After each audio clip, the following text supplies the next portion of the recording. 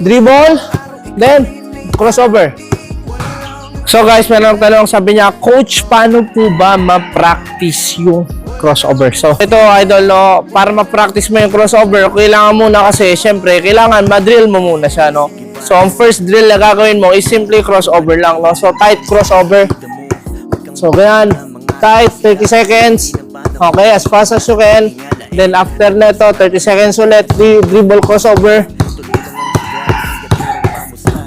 And then after nito, 30 seconds ulit na big crossover.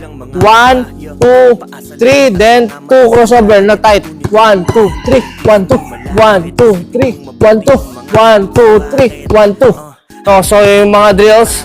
And then after mo mag-drills, kailangan naman yung last 50 times malalaking crossover. So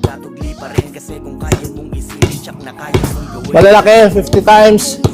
Sa movement naman ng crossover na ganito yung sinasabi mo. No, so ito yung drill na yon.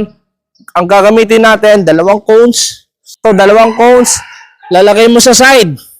Okay? Then, yung right foot mo, nandito sa side. Okay? So, pag-practice ng crossover, so yung crossover, ganun, di ba? So, sasama natin, pag crossover natin, itong right foot mo, mapupunta dito sa kabilang cone. Okay? So, dribble, then, crossover. Then, balik ulit, 12 times, dribble, then, crossover. After nun, switch ka naman sa kabilang side. Dribble, then, crossover. Dribble, then, crossover.